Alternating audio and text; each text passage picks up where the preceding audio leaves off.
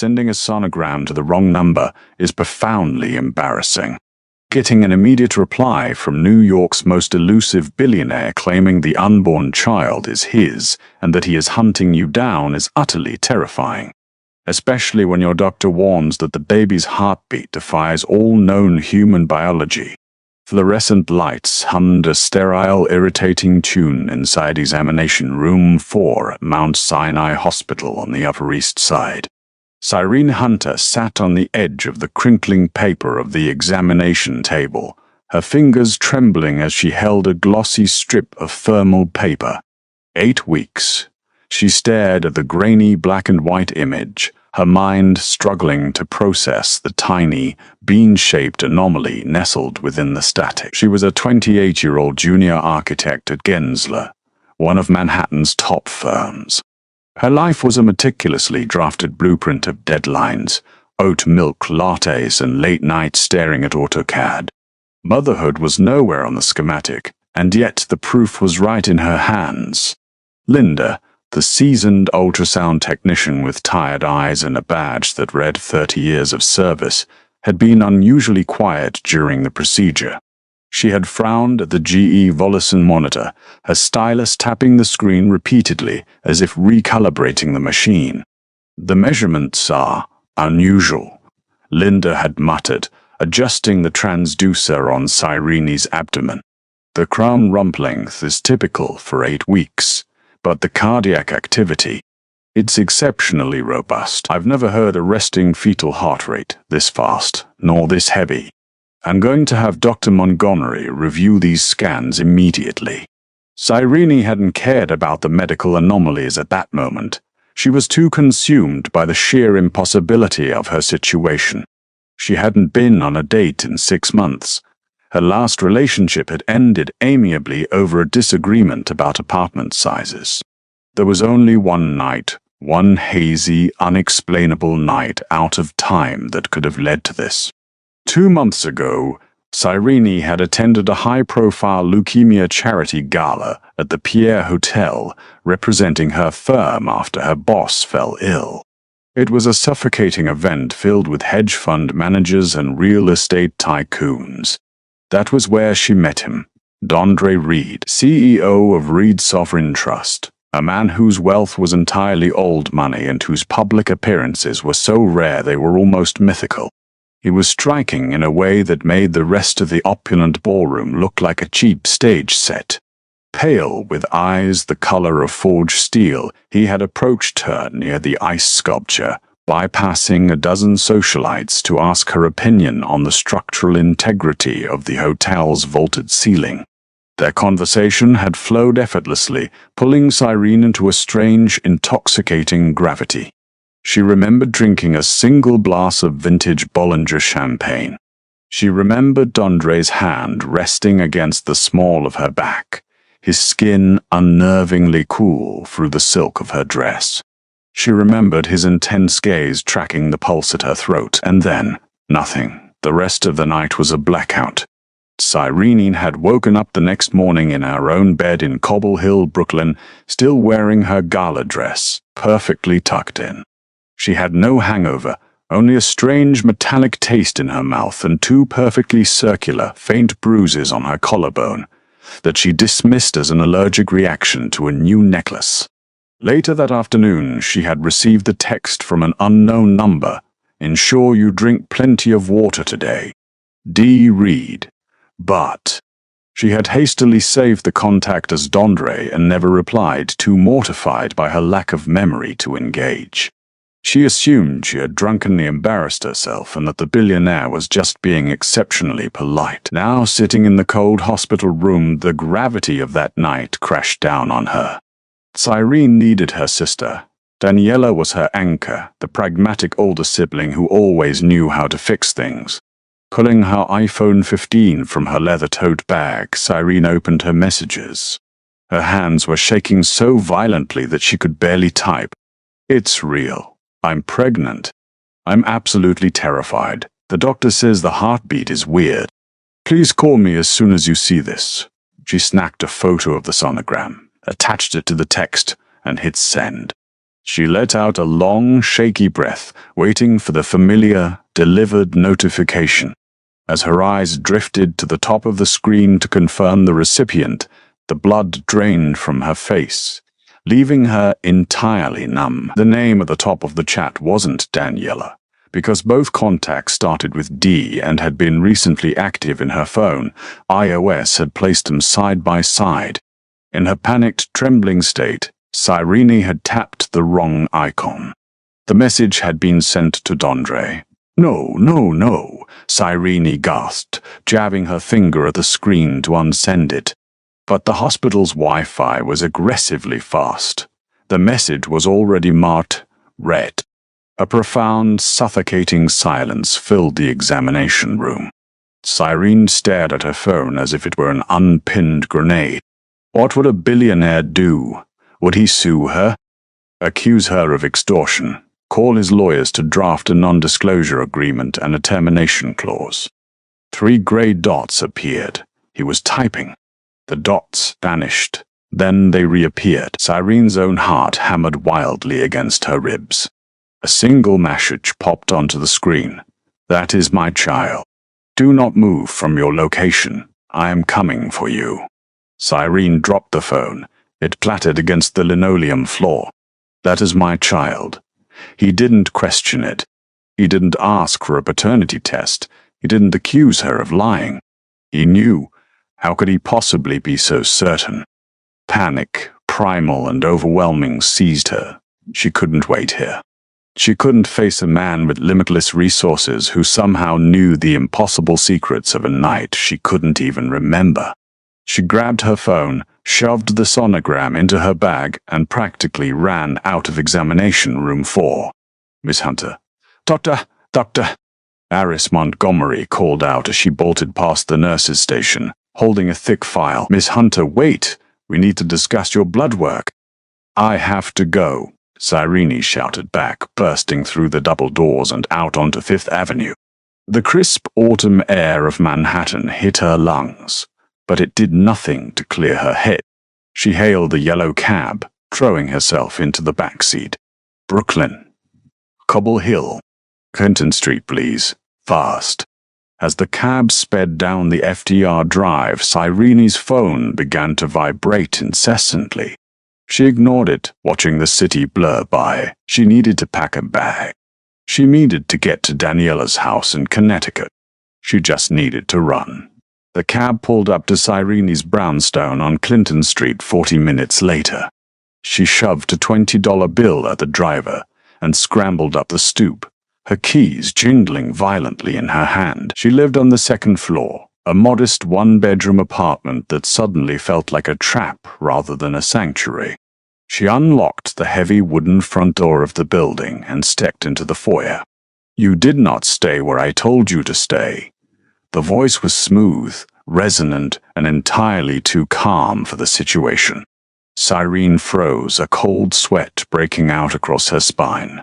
Standing in the dimly lit hallway, perfectly framed by the vintage wainscoting, was Dondre Reed. He wore a bespoke Brioni suit that looked black in the shadows but was likely a deep, impossible navy. He didn't look like a man who had just rushed across a congested city. Not a single hair was out of place, and his breathing was imperceptible. How? Cyrene choked out, taking a step backward toward the door. How are you here? I just left the hospital. I have resources, Cyrene, Dondre said, stepping forward. His movements were fluid, lacking the microscopic hesitations of normal human motion. When you fled Mount Sinai, I took the liberty of coming to your residence. I own the holding company that purchased this building last week. You bought my building? Cyrene's voice pitched higher, a hysterical edge creeping in. Why? Because we slept together? I don't even remember sleeping with you. Dondre's expression softened, though his eyes remained incredibly sharp. Let us go upstairs. We have much to discuss, and a public hallway is not the venue for the reality you are about to face. I'm not going anywhere with you. I'm calling the police. Cyrene reached for her phone. Before her thumb could even graze the screen, Dondre was suddenly inches from her. He hadn't run, He had simply crossed the 10 feet of space between them in a fraction of a second. Cyrene gasped, dropping her keys. He didn't touch her. He just looked down at her, his immense height casting a shadow over her trembling frame. "Call them, if it brings you comfort," he said quietly. "But they cannot protect you from what is growing inside you. Only I can do that. Please, Cyrene." Upstairs, defeated by a mixture of terror and an unnatural compulsion to comply with his calm authority, Cyrene nodded. She picked up her keys and led him up the creaking stairs to her apartment. Once inside, she dropped her bag on the kitchen island and put the width of the counter between them. Dondre remained near the door, surveying the space. He looked entirely out of place among her IKEA furniture and drafted floor plans scattered across the dining table. "Explain," Cyrene demanded, crossing her arms tightly to hide her shaking. "How did you know the baby was yours without a test? And what did you do to me at the gala?" "I did not assault you, if that is what you fear," Dondre began, pacing slowly toward the living room window. "The memory loss is a natural side effect of my biology, a localized venom transferred through saliva and contact. It acts as an amnestic agent to protect our anonymity."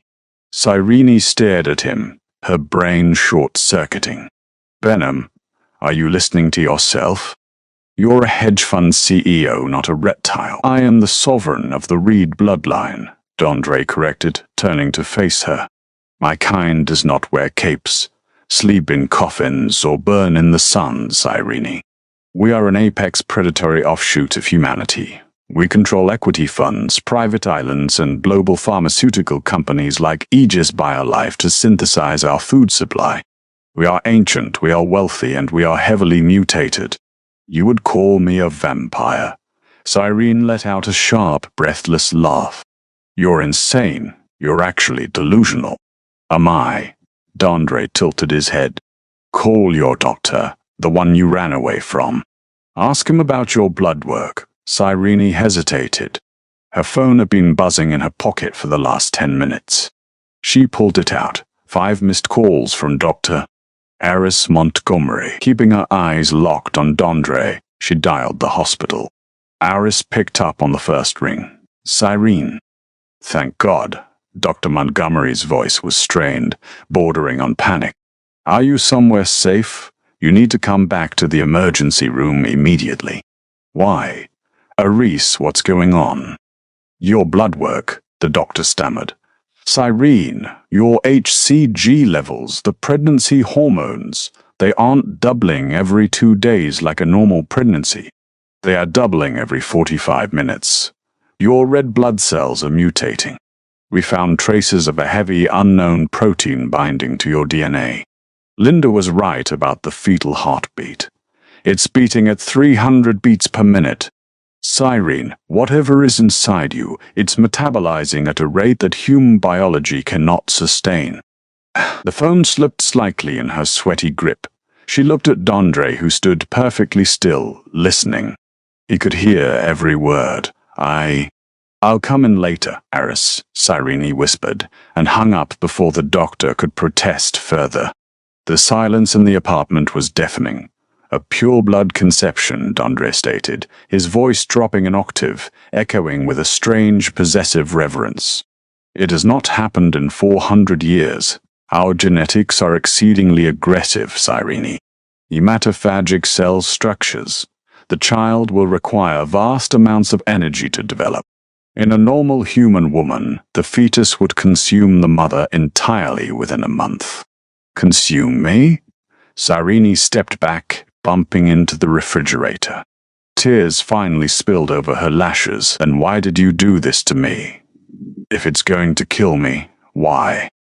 "Because it will not kill you," Dondre said, stepping around the counter, closing the distance between them. He stopped just a breath away, looking down at her with an intensity that made her knees weak. "I orchestrated our meeting at the pier. I reviewed your medical files when you donated blood 3 years ago. You possess the RF null blood type, golden blood." Cyrene swallowed hard. She knew she had a rare blood type, The Red Cross called her twice a year begging for donations. Your blood lacks all 51 rantigens, Dondre explained, reaching out to gently brush a tear from her cheek. His touch sent a shocking jolt of electricity through her skin. It makes you a universal donor for humanity, but to my kind, it makes you the only viable incubator in the world. Your immune system will not attack the child's aggressive cells. You are the only woman alive who can carry my heir to term. Cyrene felt the room spin. The blueprints, the oat milk, the life she knew it was all disintegrating, replaced by the terrifying reality of the monster standing in her kitchen, claiming ownership of her body. "So I'm just a vessel to you?" she whispered, her voice breaking. "You are the mother of the Reed dynasty," Dondre replied, his eyes flashing with a sudden predatory gold. "And you are coming home with me." Within 2 hours, Cyrene's ordinary life was entirely erased. She was escorted, though it felt more like a highly coordinated abduction, into the sleek, leather-lined interior of a Sikorsky S-76 helicopter waiting at the East 34th Street heliport.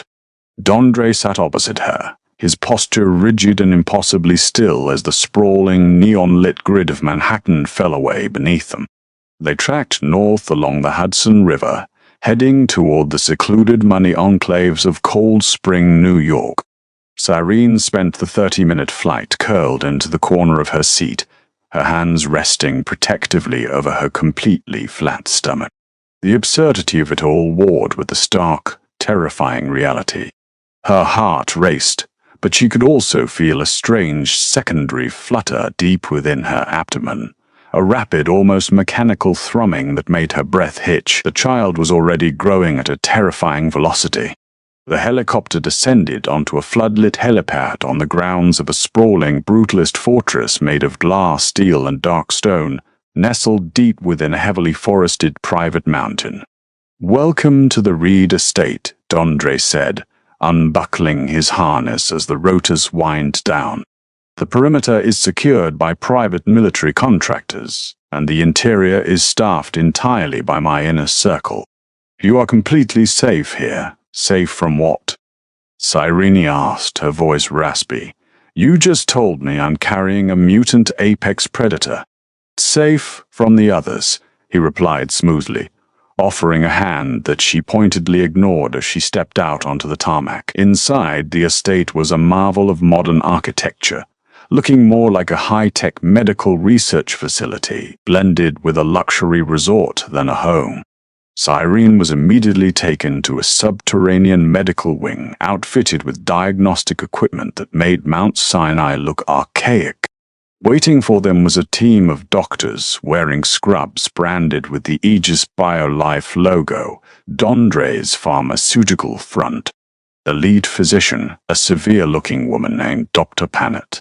Evelyn Cross immediately began hooking Cyrene up to a series of intravenous lines. "Your caloric and iron needs will increase exponentially every 12 hours, Miss Hunter," Dr. Cross explained, her tone devoid of bedside manner.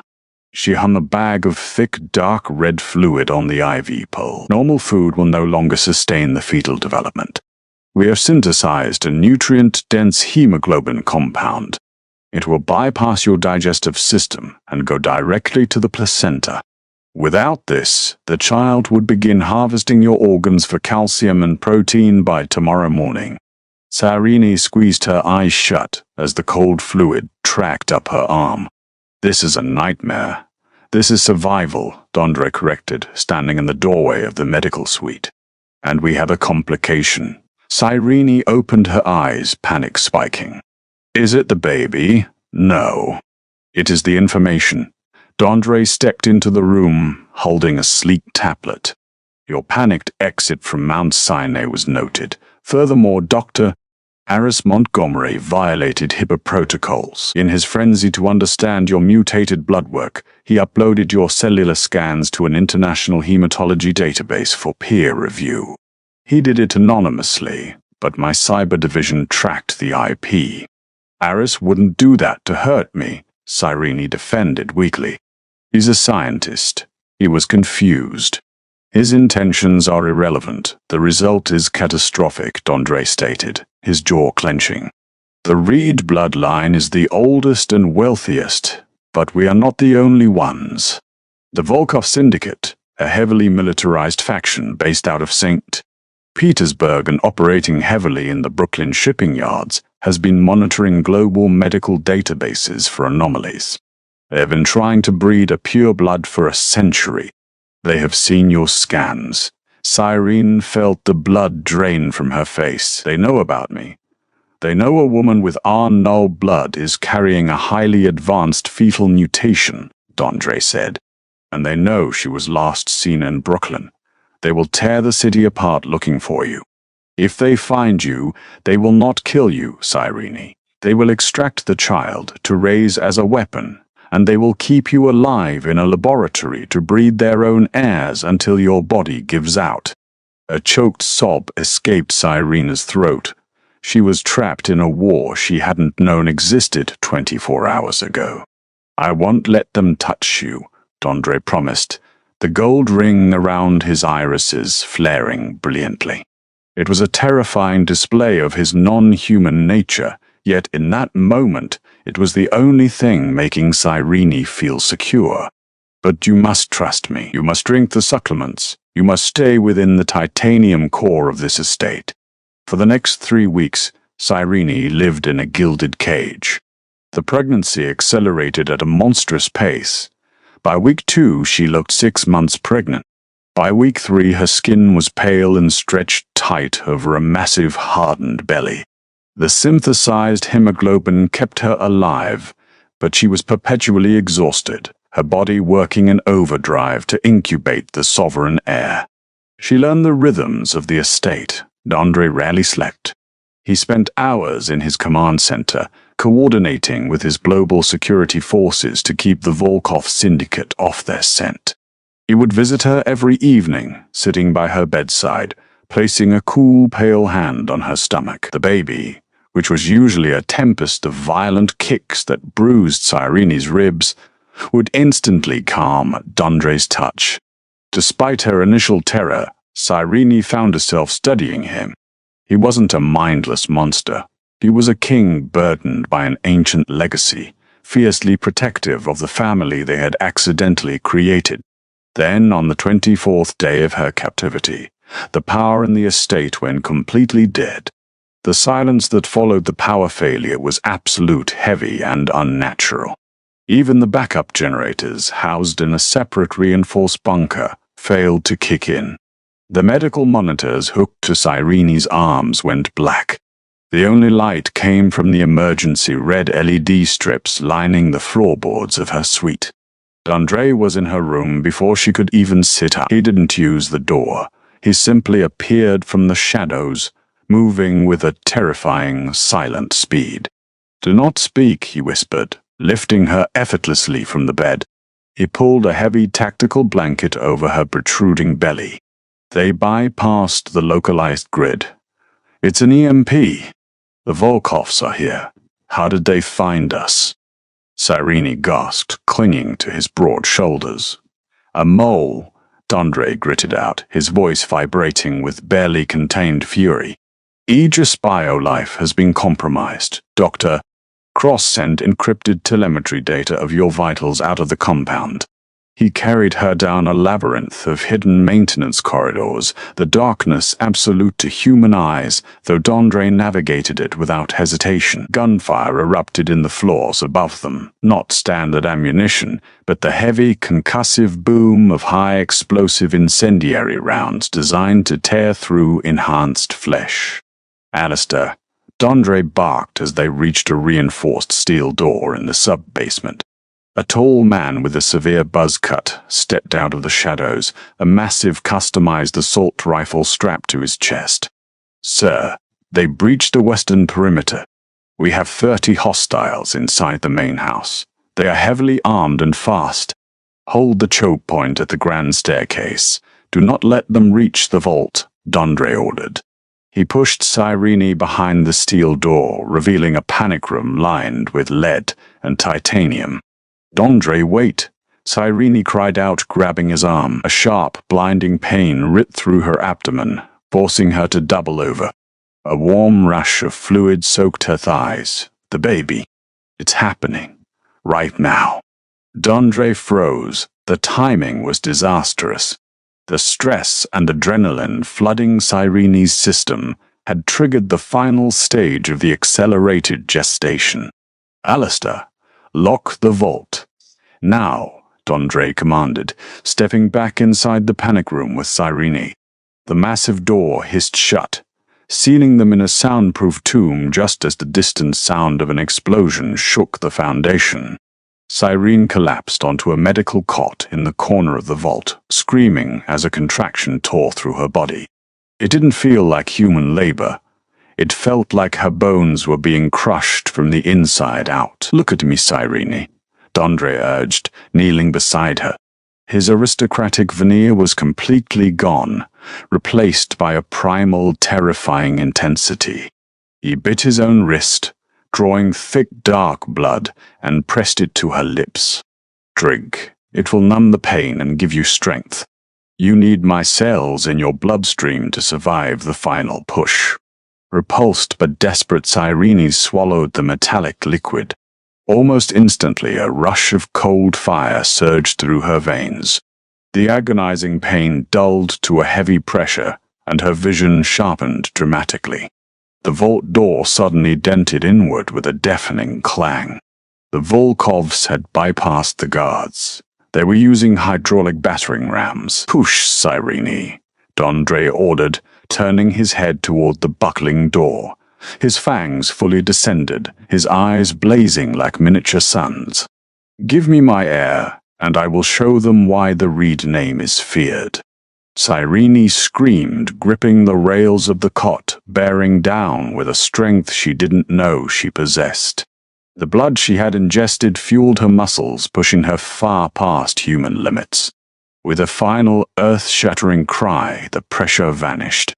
There was no crying, only a heavy, wet, impossibly fast heartbeat echoing in the small room. Dondre caught the child in a sterile towel. It was a boy, pale and perfectly formed, his eyes already open and glowing with a faint predatory gold. Selang. The hinges on the vault door screamed as the metal began to tear. Dondre placed the infant on Cyrene's chest. The moment the baby touched her, he rooted against her, instinctively seeking the warmth of his mother. "Stay in the corner," Dondre said softly, wiping a smear of blood from Cyrene's forehead. He stood up, turning his back to her, facing the failing door. He unbuttoned his suit jacket, letting it drop to the floor. The titanium door ripped open. 6 heavily armed operatives in tactical gear flooded the threshold, their weapons raised. What happened next was a blur of supernatural violence. Dondre didn't use weapons. He moved faster than Cyrene's newly enhanced eyes could track. He became a force of pure, brutal physics. He shattered the first man's sternum with a single palm strike, using the operative's body as a shield against the incoming gunfire. He moved through the squad like a scythe through wheat, tearing weapons from their hands and breaking limbs with sickening, echoing snaps. In less than 10 seconds, the threat was neutralized. The Volkov operatives lay broken on the floor outside the vault. Dondre stood amidst the carnage, his white dress shirt ruined, his chest heaving as he stared down the dark corridor to ensure no others were coming. He slowly turned back to the vault, his golden eyes settling on Cyrene and the child. The monster receded, replaced once again by the billionaire sovereign.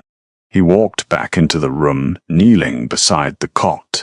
He brushed a finger over the baby's cheek. "You did it," Dondre whispered, a rare, genuine smile touching his lips. "You are incredible." Cyrene looked at the terrifying, powerful man before her, then down at the extraordinary child in her arms. She was no longer just an architect from Brooklyn. She was the mother of the Reed heir, the universal donor, the queen of a hidden empire. She had survived the impossible, and looking at the fiercely loyal predator guarding her, she realized she held the ultimate power in this dangerous new world. His name is Julian, Cyrene said, her voice steady and commanding in the quiet vault. Dundre bowed his head in deference. As you wish, my queen. But if you were captivated by Cyrene's terrifying plunge into the supernatural elite and Dondre's fierce, predatory protection of his bloodline, this story is for you. The hidden world of billionaire vampires is full of secrets, betrayal, and dark romance. Hit that like button, share this story with your fellow dark romance lovers, and subscribe to our channel for more thrilling supernatural sagas.